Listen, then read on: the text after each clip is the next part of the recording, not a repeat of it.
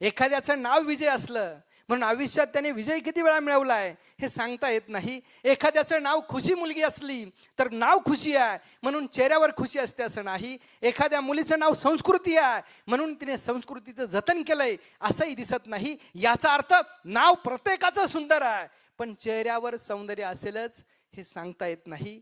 काव्यवाणी काव्य संस्थेच्या या तृतीय वर्धापन दिनाच्या निमित्तानं या कार्यक्रमाचे अध्यक्ष, वयाने माणसं छोटी असली तरी कामानं मोठी असतात अशा आजच्या कार्यक्रमाचे अध्यक्ष या ठिकाणी उपस्थित आहे. त्यांनाही प्रथमतः धन्यवाद देतो. त्याचबरोबर प्रसिद्ध या ठिकाणी बसलेल्या गौरीताई, त्या ठिकाणी पुरस्कारासाठी आलेले डॉक्टर पृथ्वीराज सर आणि काव्यवाणी काव्य संस्थेच्या अध्यक्ष असताना सुद्धा वाणी काय असते याचा प्रत्यय आम्ही आता घेतला अशा वाणी ताकवणे मॅडम, त्याचबरोबर उपाध्यक्ष चैतन्यजी काळे, काव्यवाणीची संपूर्ण टीम, या ठिकाणी उपस्थित असणारे, शब्दांच्या प्रांतात अनेक दिवस प्रवास करत असताना हा काव्याचा प्रपंच पुढे नेण्यासाठी तयार असलेले सर्व आमचे कवी मित्र मैत्रिणी, त्याचबरोबर बालकवी, उपस्थित सर्व रसिक श्रोत्यांना सुरुवातीला मी मनापासून धन्यवाद देऊन आपल्या सर्वांचं स्वागतही करतो. नदी जिथे उगम पावते छोटीशी धार असते, जशी जशी नदी पुढे जाते तसे तसे पात्र मोठं आणि व्यापक होतं. काव्यवाणीचा प्रवास हा असाच व्यापक होतो आहे हे मला महत्वाचं वाटतं आणि म्हणून काव्यवाणी काव्य संस्थेला सुरुवातीला मनापासून धन्यवाद देतो, शुभेच्छा देतो. दुसरी गोष्ट आहे, वर्धापन दिन का असा जेव्हा माझ्या डोक्यात प्रश्न पडतो किंवा स्नेह संमेलन, स्नेह मेळावा आपण आयोजित करतो का? आपल्या प्रत्येकाच्या घरात देवार असतो, देवारातलं पावित्र्य हे व्यवहारात यावं म्हणून गावात मंदिर असतं, चौकात मंदिर असतं, तसं मनातला विचार जनात यावा म्हणून वर्धापन दिन असतो आणि त्यासाठी कवी संमेलन असतं. आणि म्हणून या काव्यवाणी काव्य संस्थेच्या या वर्धापन दिनाच्या सुरुवातीला संस्थेला उपस्थित सर्वांना सदस्यांना मनापासून शुभेच्छा देतो. वर्धापन दिन हा फक्त प्रवास नसतो तर वर्धापन दिन हा अनेक कवितांच्या जन्माचा प्रवास असतो आणि अनेक कवींच्या या शब्द सामर्थ्यातल्या प्रपंचांचा खरा तर तो आलेख असतो. तो या निमित्तानं आपण लक्षात घेतला पाहिजे. तेव्हा माझ्या एक गोष्ट लक्षात येते की इथल्या छोट्या मुलांना, कारण प्रत्येकात एक कवी दडलेला आहे, त्या कवीला बाहेर काढण्यासाठी स्वतःहून पुढे आलेली मला वाटतं या पुणे जिल्ह्यातली पहिली संस्था असली पाहिजे. तिचं नाव काव्यवाणी आहे आणि म्हणून या वाणीचा प्रवास काव्याच्या माध्यमातून होत राहावा असं फार कमी लोकांना वाटतं, कवींना वाटतं. त्यातली काव्यवाणी काव्य संस्था ही महत्वाचं काम करत आहे याचा मला मनापासून आनंद आहे. सुरुवातीला आपल्या सगळ्या कवींना उद्देशून मला असं म्हणायचं आहे की कविता म्हणजे काय हो? शब्दांची जुळवाजुळव म्हणजे कविता असते का? अजिबात नाही. शब्दांना यमकामध्ये गुंफायचं म्हणजे कविता असते का? त्याचंही उत्तर होय असं येत नाही. तेव्हा कविता म्हणजे काय? काळजातली हाक म्हणजे कविता असते. ती हाक आणि तिला साथ घालण्याचं काम आपण सगळेजण करतायत याचा मला मनापासून आनंद आहे. कवीचा प्रवास कसा आहे बघा. अनुभवाने कविता येते हेही खरं आहे, पण अनुभव नसताना कल्पना शक्तीवर उभी राहते तीही कविताच असते ना. मग कवितेचा जन्म कसा होतो? महामानव छत्रपती शिवाजी महाराज, राजर्षी शाहू, महात्मा फुले, डॉक्टर बाबासाहेब आंबेडकर, सावित्रीबाई फुले हे सगळे महामानव म्हणाले. त्यावेळेस धडकलेला माणूस म्हणतोय म्हणाले काय? पण त्यावेळेस आंधळा मित्र सांगतोय हे सगळे महामानव म्हणाले उसण्या घेतलेल्या प्रकाशावर आपली वाट चालता येत नाही. स्वतःची वाट चालण्यासाठी आपल्या पावलापुरता प्रकाश आपण स्वतः निर्माण करायचा असतो हे महामानवांनी सांगितलेलं आहे. आणि कवी तेच काम करत असतो. इतरांना वाटेने जाण्यासाठी शब्दांची ओंजळ करणं, शब्दांची सृष्टी निर्माण करणं, शब्दांच्या सृष्टीमध्ये आनंदाची पखरण करणं हे काम कवी करत असतात. म्हणून कवींची गरज आहे. काळ ऑनलाईन आहे, पण ऑनलाईनच्या काळात ज्या कवींनी ऑनलाईनच्या माध्यमातून कविता जागत ठेवली आहे, कविता तेवत ठेवलेली आहे, त्या कवितेसाठी त्या कवींचं योगदान सुद्धा महत्वाचं आहे. ही बालकवी म्हणून आलेले इथं पुरस्काराचे मानकरी ठरणारे सगळ्या बालकवींना मी सांगतोय, तुमच्यातला कवी बाहेर काढण्यासाठी तुम्हाला माहीत असलेले विचार, मग ते आईवडिलांचे असेल, निसर्गाचे असेल, छत्रपती शिवाजी महाराज किंवा पर्यावरणाचे असतील, कुठले असतील, ते विचार बाहेर काढणं यासाठी वर्धापन दिनाचा महत्वाचा उपयोग होतो आहे. हे काव्यवाणी काव्य संस्थेचं महत्वाचं यश आहे. या मुलांना प्रेरणा देत असताना मला वाटतं आपण इथे पालक आहात, विद्यार्थी आहात, काही शिक्षक असतील, पण मग सगळ्यांची गुंफण करत असताना आपल्याशी नेमकं काय सांगितलं पाहिजे, तेव्हा माझ्यासमोर काही 2-3 प्रश्न उभे राहतात. त्याची उत्तर आपण तपासू.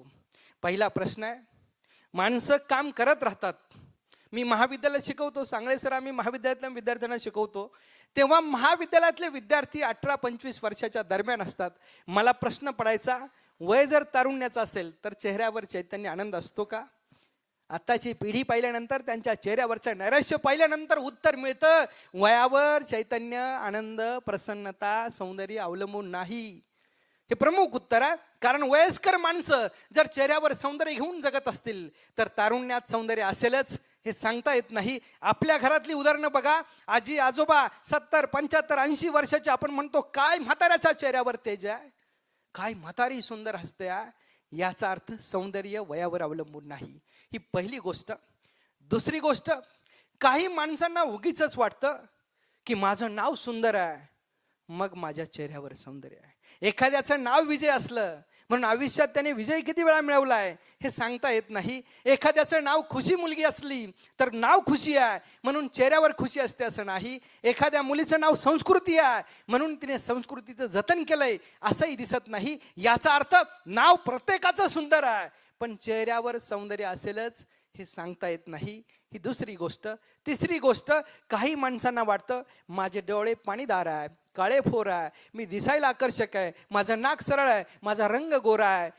पण अनेक गोऱ्या रंगाच्या माणसांनी जर काळी कामं केली असतील तर त्यांच्या चेहऱ्यावर सौंदर्य येत नाही. ही वस्तुस्थिती आहे. मग सौंदर्य वयावर अवलंबून नाही, सौंदर्य रंगावर अवलंबून नाही, सौंदर्य नावावर अवलंबून नाही.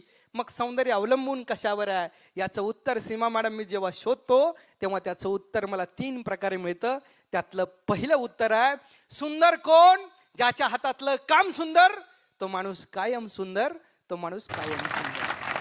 ही सुंदरतेची पहिली व्याख्या आहे. सुंदरतेची दुसरी व्याख्या आहे, ज्याची दृष्टी साफ आहे आणि ज्याचं मन निर्मळ आहे तोच माणूस सुंदर असतो. ही सुंदरतेची दुसरी व्याख्या आहे. आणि अशी सुंदर माणसं ही शब्दांच्या प्रांतात सापडतात, कवितेच्या प्रवासात सापडतात, संमेलनातून पुढे येतात, आपल्या शब्दाच्या बळावर सौंदर्य निर्माण करतात. अशी सगळी सौंदर्यांची मांदियाळी साहित्य संमेलनात, कवी संमेलनात बघायला मिळते. आणि म्हणून कवी हा समाजाचा आरसा आहे. त्याचं कारण इथं सापडतं. या माझ्या बाल कवींना मला सांगायचं आहे की भविष्यात तुम्ही कोणत्याही क्षेत्रात काम कराल पण तुमच्या आतले विचार जेव्हा साहित्याच्या माध्यमातून पुढे येतील तेव्हा साहित्य म्हणजे काय, ज्यात हित दडलंय त्याला साहित्य म्हणतात.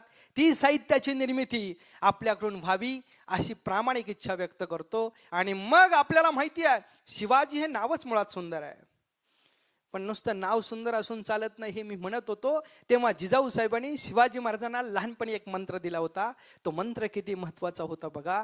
तो मंत्र असा होता, शिवराजे तुम्ही जन्माला आलात ना तेव्हा जन्माला आल्यानंतर काही क्षणानंतर तुम्ही धडपड केली होती, दुधाचा घोट घेण्यासाठी हालचाल केली होती. धडपड आणि हालचाल ही माणसाच्या जन्मासोबत येत असते, हे कायम लक्षात ठेवा. हा पहिला मंत्र जिजाऊ साहेबांनी छोट्या शिवबांना दिलाय.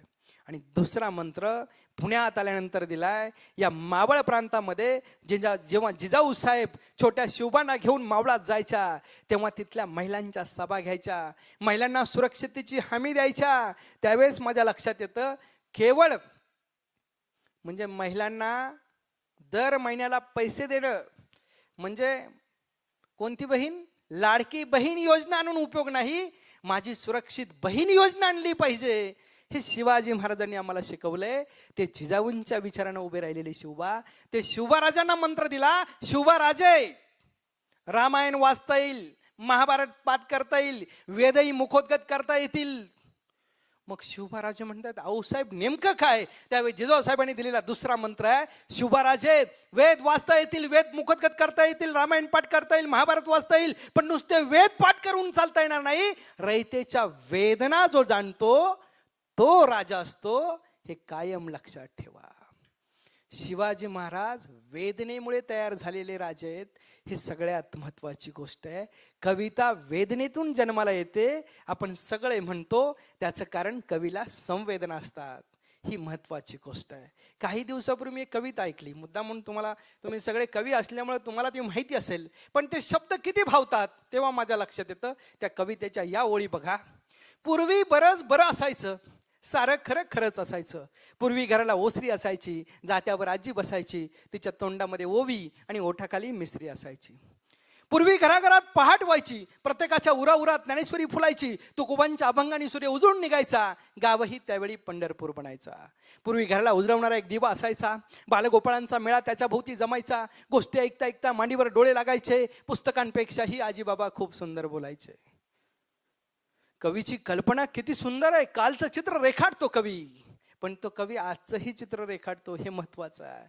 आणि आजचं चित्र रेखाटताना तो कवी वर्तमानाचा अभ्यास करताना असं म्हणतो, हल्ली घराघरात लाईट असते, रिमोटवरून प्रत्येकात जोरदार फाईट असते, मम्मी सुद्धा आजीवरती थोडी थोडी टाईट असते, घराची परिस्थिती फार फार वाईट असते, कधी नेटवर कधी चॅटवर रात्र सारी जागी असते, कधी नेटवर कधी चॅटवर रात्र सारी जागी असते, सकाळी उठल्यावर बेटी, नाश्त्याला मॅगी असते, हल्ली लुगड्याला साडीतलं आणि कुंकवाला टिकलीतलं काहीच कळत नाही, हल्ली लुगड्याला साडीतलं आणि कुंकवाला टिकलीतलं काहीच कळत नाही, रोज रोज पार्लर मध्ये जाऊन सुद्धा मम्मी आतून उजळत नाही, मम्मी आतून उजळत नाही.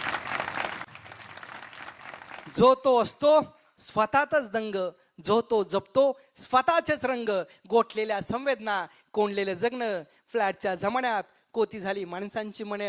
अरे माणसांच्या हृदयासारखंच कोडं ठाक पडलंय आभाळ, माणसांच्या हृदयासारखंच कोडं ठाक पडलंय आभाळ, पाण्यापेक्षा अधिक इथं जाणीवांचाच दुष्काळ, पाण्यापेक्षा अधिक इथं जाणीवांचाच दुष्काळ.